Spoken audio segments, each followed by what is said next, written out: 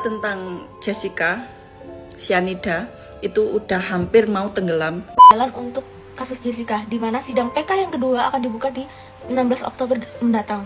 Iya kan? Ya, hukum apa yang dipunyai oleh teman-teman lawyernya Jessica? Jessica udah di penjara 7 tahun, Kak.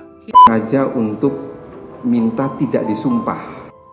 Kita lihat penjelasan dari KIWAP tentang saksi yang tidak disumpah. Halo guys, kembali lagi di channel FKR Project yang selalu memberi kalian konten-konten yang menarik dan aktual tentang kasus-kasus yang lagi viral maupun sedang trending tentunya. Kita bakal ngebahas semua di channel ini dan kita bakal ngebahas secara objektif tentunya ya, dari berbagai sudut pandang teman-teman juga. Nah, yang belum klik tombol subscribe ataupun baru mampir ke channel ini, jangan lupa guys, bantu gue dulu dengan klik tombol subscribe-nya. 1 subscriber itu sangat berharga ya.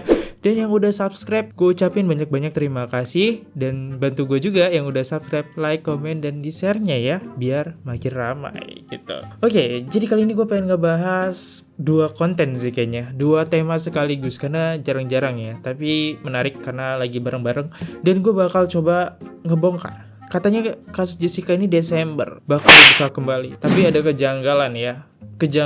Serius kejanggalan di bulan Desember itu. Tapi nanti gue bahas di konten aja. Di topik kedua, ternyata Profesor Edi ini dia tidak melakukan sumpah pada persidangan. Seharusnya ketika lo memasuki ruang persidangan, yang gue tahu ya, kita itu harus ngelakuin sumpah karena di situ adalah tempatnya harusnya jujur ya. Makanya setiap Anda bersaksi gitu, itu harus disumpah dulu. Nah, tapi ada cuplikan di mana Profesor Edi nih nggak disumpah. Mari kita bahas topik tersebut. Oke, langsung aja kita mulai videonya sekarang juga. Let's go.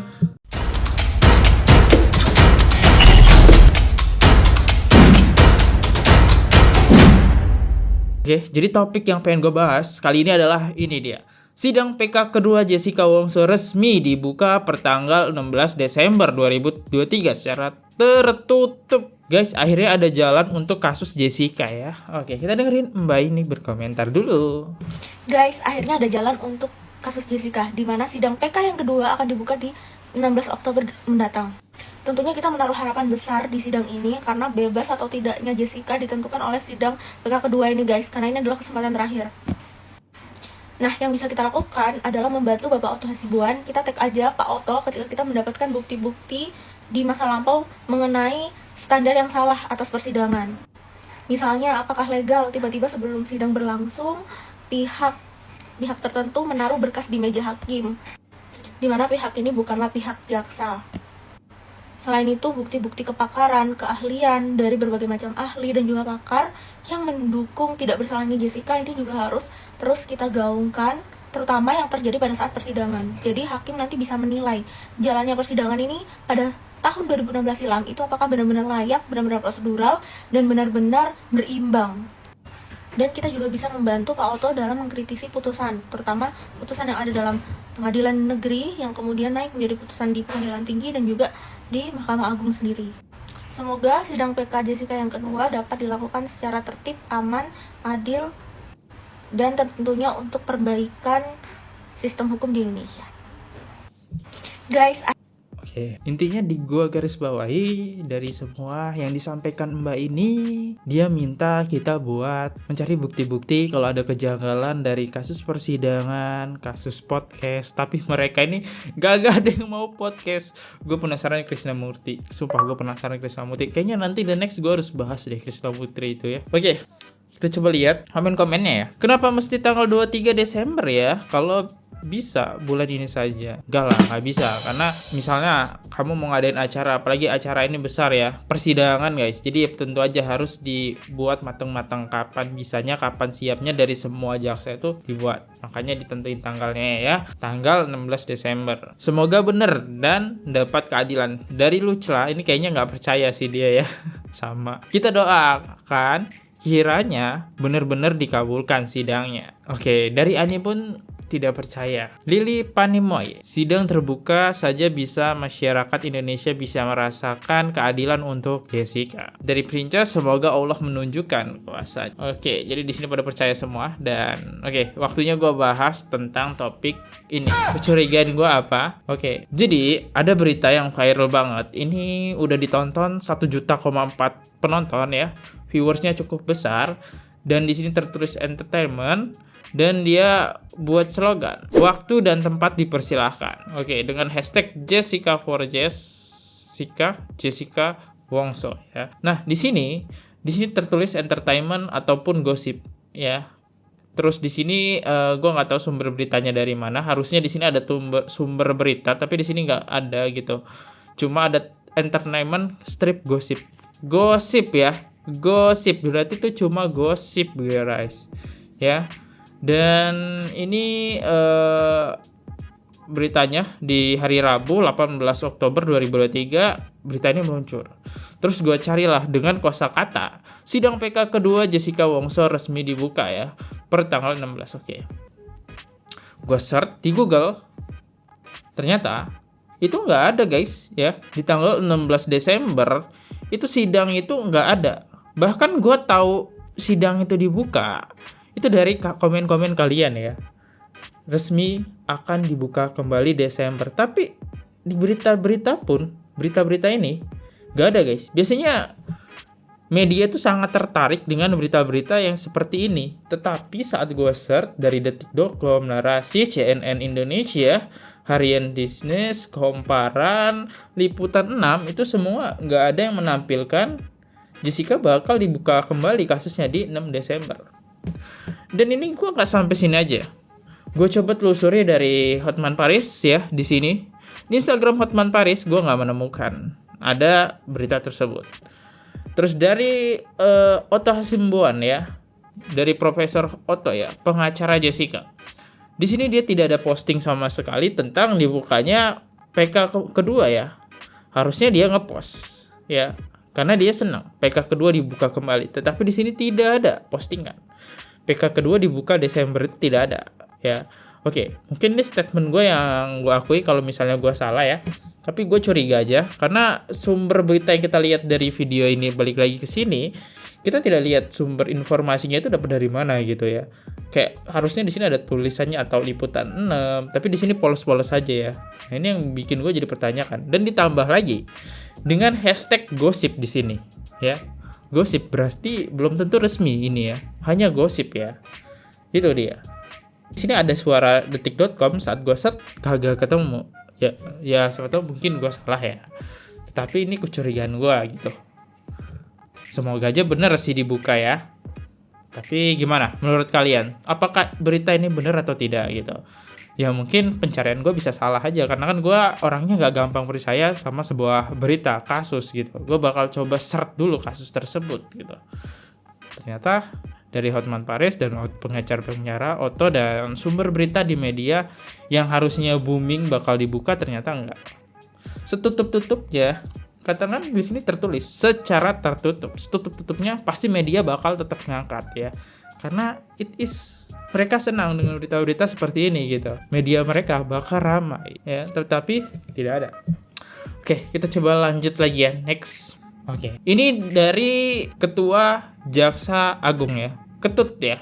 Jelas-jelas di sini bednya udah ada Ketut Kupes Penkum ya. Ketua pokoknya berhubungan tentang inilah pemerintahan lah ya. Ketua Jaksa Agung ya, setahu gue ya. Oke, kita dengerin pendapat dia. Saya berharap sekali kasus ini kalau ketika dibuka kembali ya kan, ya hukum apa yang dipunyai oleh teman-teman lawyernya Jessica. Tiba-tiba membuat sesuatu ya, tapi kalau memang ada silakan membuat PK baru. Toh juga aturan hukum undang-undang menghargai itu dan memberikan kesempatan untuk itu. Aku nggak mau nonton. Ya, karena aku sudah menonton faktanya. Untuk apa aku menonton film? Kalau kita bicara hukum, bicaralah mengenai fakta yang terungkap di persidangan. Ya kan? Tapi tiba-tiba setelah 7 tahun berjalan, ada hal yang berbeda. Ini menurut saya sih suatu yang aneh dan saya ragukan gitu loh. Tapi kalau memang ada, kami sangat menghormati. Gini, 7 tahun kan memang udah lama ya. Di 2016 kita tidak bisa bermedia ya. Sosial media itu untuk bicara kita tuh, suara kita tuh sangat kecil di 2016. Mentok-mentok Facebook lah ya, mentok-mentok Facebook gitu. Dan orang dulu yang main Facebook tuh sangat-sangat jarang. Beda sekarang, ada video TikTok, ada Instagram, dan yang ada YouTube yang benar-benar berpengaruh banget ya. Nah gitu, makanya berita ini, kejanggalan-kejanggalan itu di tahun itu kagak bisa ke-up gitu ya. Tapi emang di tahun 2016 banyak yang ngedukung Jessica bersalah. Tapi nggak dipungkiri, pasti ada suara orang yang tidak mendukung Jessica itu tidak bersalah ya. Kalau kami sebagai penuntut umum, siapa pelakunya tetap Jessica. Kenapa? Karena itu berdasarkan putusan pengadilan yang sudah mempunyai kekuatan hukum tetap. Karena yang menjadi permasalahan, kenapa harus kita meragukan integritas daripada proses pengadilan? Kan itu jadi permasalahan sekarang. Untuk apa dieksaminasi? Eksaminasi kalau ada kesalahan. Ini kesalahan dari mana? Kita dari 5 tingkatan persidangan semua terbukti loh. Kecuali ada hal yang baru tadi yang menyebabkan gugurnya suatu proses persidangan, suatu proses pembuktian di persidangan. Itu pasti kita eksaminasi. Kayaknya banyak deh yang ini ya, kegugurnya, keanehan itu banyak deh, bukti-bukti keanehan. Tapi gua tetap garis bawahi, dia tetap menghormati gitu. Misalnya ada bukti-bukti baru kata dia, ya silahkan ajuin PK kedua. Berarti emang bisa ya, ketika ada bukti baru itu bisa diajuin PK-nya. Tapi ya tentu saja perlu respon dari orang-orang yang dulu terlibat gitu kasusnya. Mau nggak diangkat kembali? Oke, kita coba komentar, baca komennya. Dari Umpan Lambuk, apakah ini bisa eksomasi? 1. Tidak ada otopsi. 2. Tidak ada BAP pemindahan BB CCTV. 3. Tidak ada BAP pemindahan BB kopi. Oke, BB itu barang bukti ya. Nah itu ya. Nah 3 poin ini bukti yang terbaru gitu. Yang paling fatal adalah tidak ada otopsi ya. Siapa bapak ini? Bapak ini ketua Jaksa Agung ya teman-teman. Itu aja udah lihat tuh, bednya aja udah namanya Ketut ya, ketua. Anda tidak nonton juga nggak apa-apa, nggak efek pak. Sangat berefek loh, ketua Jaksa Agung, ketua guys ya. Nggak ada efeknya. Jadi ya kita lanjut lagi next. Kasus bisa dibuka kembali awal sampai PK kedua. Oke. Ada sidang lagi. Peninjauan kembali ke Jessica ini bisa diubah. Pak Sobandi. Silakan Pak Sobandi. Baik, terima kasih. Terlepas dari pikuknya perdebatan apakah CCTV mengenai ahli dan lain-lain. Oke, ini Pak Sobandi ini adalah Kepala Biro Hukum dan Humas MA RI. Mahkamah Agung ya berarti. Oke. Saya ingin menegaskan bahwa proses peradilan terhadap Jessica untuk menegakkan hukum dan keadilan sudah selesai. Penyidikan, penuntutan, bahkan putusan upaya hukum biasa, pengadilan tingkat pertama, banding kasasi, dan upaya hukum luar biasa kasasi telah menyatakan bahwa terdakwa Jessica terbukti secara sah dan meyakinkan bersalah melakukan tindak pidana pembunuhan berencana. Bahwa hakim telah mempertimbangkan alat-alat bukti di persidangan. Minimal 2 alat bukti dan keyakinan. Di dalam perkara. Oke, digaris bawain. 2 alat bukti dan keyakinan. Oke. Dan keyakinan ini gue inget sih. Keyakinan adalah jejak digital Jessica ya. Yakin Jessica, yakin. Perkara tersebut sekitar ada 24 saksi, ahli ada sekitar 14, bahkan dari terdakwa pun menghadirkan saksi, dan itu sudah dipertimbangkan semua di dalam putusan lengkapnya, bisa kita baca bersama. Kemudian saya ingin menjawab pertanyaan Bang Andro tadi bahwa apakah ada upaya hukum lain. Jadi tadi upaya hukum biasa itu banding kasasi sudah selesai, upaya hukum luar biasa juga sudah dilakukan, yaitu PK ya, peninjauan kembali. Bagaimana, apakah bisa dibuka kembali? Dapat atau memungkinkan dibuka kembali, yaitu dengan peninjauan kembali kedua ya, peninjauan kembali kedua.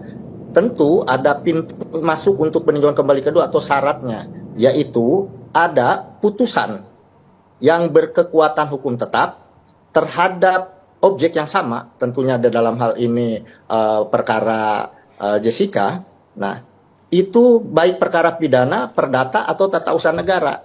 Itu dasar hukumnya Surat Edaran Mahkamah Agung nomor 4 tahun 2016. Sebelumnya ada juga SEMA nomor 7 tahun 2014 Cuman kalau dulu SMA 7 tahun 2014 itu harus ada putusan PK kembali yang saling bertentangan. Nah sekarang dengan SMA nomor 4 2016 boleh PK atau dapat PK kedua dengan syarat ada putusan yang berkekuatan hukum tetap terhadap objek yang sama. Dalam hal ini bisa pidana, bisa perdata atau tata usaha negara. Terima kasih, Pak. Oke, Terima kasih banyak, Pak Sobandi. Gue distract dulu ya. Gue agak bingung sih, karena gue bukan sekolah di hukum. Itu maksudnya gimana? Mungkin teman-teman ada yang bisa paham gitu, ngejelasin di komen. Perdata hukum apa? Atau itu bukti ya? Ada celah untuk melakukan proses hukum dengan syarat-syarat tadi yang sudah disampaikan. Terima kasih banyak Pak Sobandi. Apakah bisa? Oke, jadi ya gitu aja ya. Bisa, oke, langsung aja lah masuk ke komen. Karena gue bingung ya di kalimat akhir tadi. Oke, kita coba baca komen. Bila sidang dibuka kembali, maka Krisnamurti, jaksa dan hakim dan ayah Mirna mereka pasti akan berupaya keras supaya PK tidak terlaksanakan. Karena ini MN ya itu apa? Ya, tapi gue bisa bilang sih ya. Ketika jaksa, hakim, ayah Mirna, terus Jessica dibebasin, yang jelek adalah nama baik mereka gitu. Jadi ya betul banget dari komen ini, bisa saja mereka menghalangi atau nggak mau PK ini dibuka kembali, karena ya otomatis ini taruhannya nama baik mereka ya. Nama baik mereka ketika Jessica bakal bebas, itu nama baik mereka jelek dicap jelek ya. Gara-gara bisa-bisanya si jaksa segala macam nuduh Jessica yang melakukannya, ayah Mirna yang menuduh Jessica juga, kan banyak banget ya. Jelek nama baik mereka. Komen kedua, buka kasusnya lagi yuk warga Indo kompak. Di luar negeri bahkan jika udah mati pun tersangka masih bisa dibersihkan nama baiknya oleh keluarganya. Sering nonton drakor soal. Ya kita pinter karena kebanyakan nonton drakor. Next. Oke, sekarang kita ke netizen ya, ke netizen. Bisa nggak kasus Jessica Mirna dibuka kembali? Oke, silahkan Mbak jelasin, bisa nggak Mbak? Kasusnya Jessica Mirna dibuka lagi. Kalau pertanyaan lo mungkin nggak? Bisa nggak? Bisa. Kasusnya bisa dibuka lagi. Tapi ya lo lihat aja Jessica udah di penjara 7 tahun Kak. Hidupnya udah hancur Kak. Terus pada komen, kok ngajuin banding? Dia udah ngajuin woy. Pengacaranya sampai 11 by the way. Dan sampai nota pembelaannya dia masih mengakui bahwa bukan dia yang membunuh. Make sense dong, kalau misalkan lo nggak membunuh, lo mau mengakui bahwa lo adalah pembunuhnya. Notabene-nya temen lo sendiri gitu kan. Cuma susah. Kalau dulu tuh zamannya opini publik tuh kencang banget. Terus masyarakat sipil seperti kita itu tidak bisa menggunakan media sosial untuk bersuara. Jadi tidak apple to apple. Sama lo kita Kak, misalnya media ngomong apa, udah orang tuh percaya. Walaupun itu benar atau enggak, orang percaya aja. Karena kebohongan yang dibilang berulang-ulang itu akan menjadi kebenaran. Orang akan percaya kebohongan yang disampaikan terus-menerus, dianggap benar. Kalau nonton drama Pinocchio nih, buat orang yang nonton drakor, lu ingat gak episode 1, itu si Lee Jong Suk itu hidupnya hancur karena apa? Gue gak tahu si Lee Jong Suk. Kasus ini tuh sebenarnya simpel banget. Kalau ada kematian gak wajar, tidak ada otopsi, itu no case. Orang meninggal di sana no kriminal, no terus case. Lo tahu, oh itu orang meninggal tidak ada karena kejahatan. Sakit ini. Padahal gak pernah sakit, gak pernah ini, atau diracun lala. Impossible. Kita bukan dukun Kak. Yakin sih boleh ya, yakin boleh. Tapi harus berdasarkan fakta. Kenapa coba nggak diotopsi? Coba lo mikir. Coba sekarang kita mikir, kenapa nggak diotopsi? Kita mikir, kenapa nggak diotopsi? Ada masalah apa? Lebih baik menjaga tubuhnya atau mengetahui kebenarannya? Karena kalau kita lihat kan kita tahu ya, kalau misalkan tugas jaksa itu menghakimi. Mau siapa aja orangnya terserah, yang penting gue dapat nih orang yang bersalah untuk kasus ini. Kita nggak peduli siapa yang benar, yang penting ada yang dipersalahkan untuk kasus yang sangat besar ini, yang sudah mengambil banyak sekali mata publik untuk kasus ini. Jadi kalau misalkan gue kalah, udah hancur instansi publik, hancur persona gue, hancur semuanya Kak. Coba lo pikir lagi ya. Terserah. Feel free to agree or disagree. Di poin terakhir dia bilang, hancur nama gue, harus ada yang tersangka. Apakah mungkin jaksa mau buka kembali kasus ini? Pasti nggak mau, hancur nama mereka ya. Terus apakah Pak Edi mau buka kembali? Nggak mau, gitu kan. Hancur, jelek nama baik mereka ya. Ketika Jessica beneran bebas, karena nggak ada otopsi gitu. Kok lucu gitu ya. Next, Profesor Edi tidak disumpah saat menjadi saksi ahli hukum pidana dalam persidangan Jessica. Tapi kok bisa yakin Jessica sebagai pelaku? Oke. Saya memang sengaja untuk minta tidak disumpah. Mengapa saya meminta untuk tidak disumpah? Karena saya katakan bahwa ketika kita ditanyai dalam suatu berita acara pemeriksaan, ini kan penyidikan masih berjalan terus, sehingga jawaban kita sebatas pada bukti yang disodorkan oleh penyidik. Yang kedua, saya memang sengaja untuk Saya sengaja tidak untuk mau disumpah. Kok bisa loh, friend? Kamu kan saksi gitu. Saksi itu harus disumpah. Tapi gue nggak tahu sih kenapa dia nggak mau. Mungkin ada alasan lain ya. Oke, kita coba cari tahu kenapa apabila tidak mau disumpah ya. Memang The Real Mafia hukum menjadi ahli hukum dan penegak hukum. Bisa-bisanya dia tidak mau disumpah waktu di kepolisian. Dalam persidangan pun tidak ada Profesor Edi diambil sumpah. Mungkin Profesor takut kena karma sumpah karena bersaksi dusta. Anjay, ini statement yang cukup mengena banget ya. Oke, kita coba dengerin. Sengaja untuk minta tidak disumpah. Kita lihat penjelasan dari KIWAP tentang saksi yang tidak disumpah. Oke, gua bacain. Hal tersebut sesuai dengan pasal 76 KUHP yang memuat 1. Dalam hal yang berdasarkan ketentuan dalam undang-undang ini diharuskan adanya pengambilan sumpah atau janji. Maka untuk keperluan tersebut dipakai peraturan perundang-undang tentang sumpah atau janji yang berlaku bila mengenai isi maupun mengenai tata caranya. 2. Apabila ketentuan sebagaimana yang dimaksud dalam ayat 1 tidak dipenuhi, maka sumpah atau janji tersebut batal menurut hukum.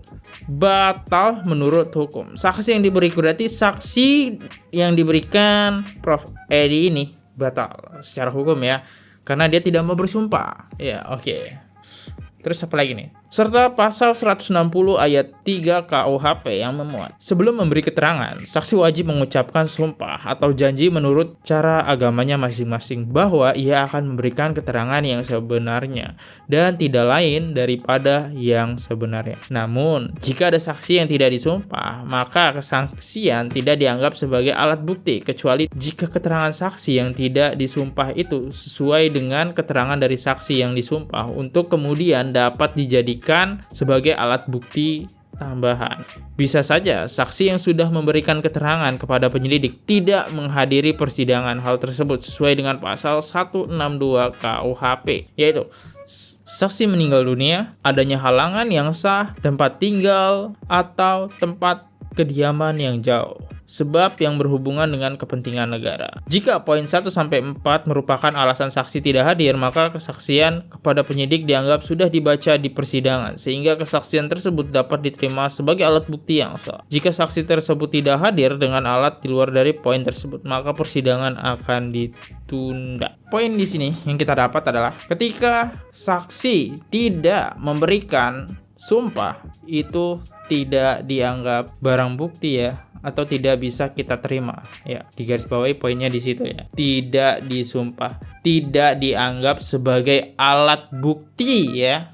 Alat bukti tidak dianggap ya. Nah, jadi seperti itu. Oke, coba kita masuk ke komen-komen kalian. Wow, tidak disumpah. Takut ya, Pak. Pantesan bisa dengan mudah bohongnya. Ya, harusnya pendapat dari Prof Edi ini gak sah ya, karena dia tidak sumpah dengan alasan apapun. Tidak sah ya, mau dia beralasan apapun ya. Tadi dia sempat beri alasan ya di video yang pertama gitu. Oke, mungkin topik yang gue bahas sudah habis. Ada video yang dimana pengen gue angkat deh buat kalian. Berita tentang Jessica Cyanida itu udah hampir mau tenggelam ya. Jadi tadi aku udah hampir mau tenggelam. Ya, jadi apa yang bisa kita lakukan? Yo, up terus kasus ini. Bagikan, repost, ya, like, supaya apa? Supaya terus muncul bagikan, di beranda-beranda TikTok ini loh, supaya nggak tenggelam.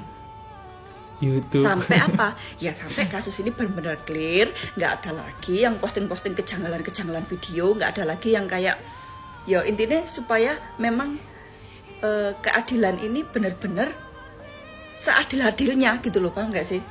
Ya, oke. Oke, tuh guys ya, bantu gua dengan share, like, komen biar video ini makin viral gitu. Begitu gitu video ini trending kan, boom.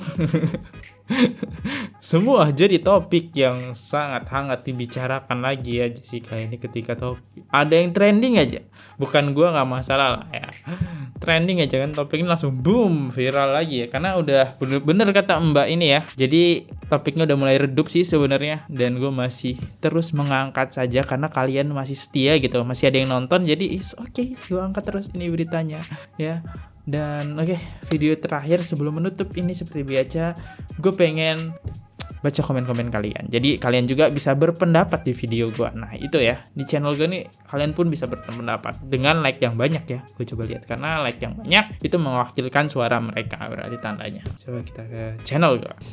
Oke, di komen pertama ada 18 like dari Chandra Edogawa. Fun facts bang, nama saudara kembaran Mirna sama dengan nama sang jaksa Sandi, dan nama ayahnya Mirna sama dengan nama sang saksi ahli Edinta. Bener sih, masuk akal. Apa jangan-jangan mereka ada hubungan keluarga jauh gitu, sama-sama namanya. Oke ya, menarik ya. Iya. Oke, sip. Dari Chandra. Oke, next kita cari komen yang banyak lagi like-nya.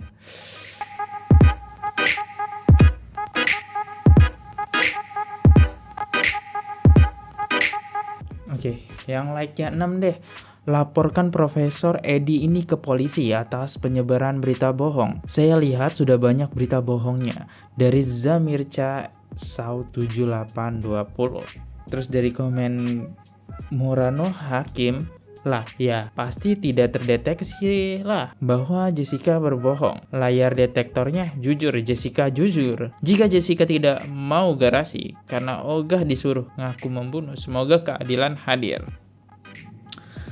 Oke, ini dari like-nya banyak sih 6 dan dia nulisnya juga banyak dari Amanda AS2657. Gara-gara tidak dilakukan otopsi menjadi malapetaka di kasus ini. Seharusnya no otopsi no case. Itu yang dikatakan polisi Krisna Murti dan Profesor Edi. Tapi kok tetap berlanjut sampai menjarahkan Jessica. Gara-gara tidak ada otopsi banyak yang jadi dukun, termasuk hakim menerka-nerka Jessica sebagai tersangka hanya karena masa lalunya, gerak-gerik dan ekspresi wajahnya. Seharusnya kalau Semar cukup kesaksian 4 dokter ahli, dokter Jaja, dokter Gatot, dokter Salamet, dan dokter ahli dari Australia yang memeriksa jasad Mirna 2 jam setelah meninggal itu sudah membuktikan Jessica tidak bersalah, bukan malah percaya pada otopsi racun di gelas dan kesaksian Amelia staf pemandian jenazah. Kan di dalam sidang harus ada tersangka.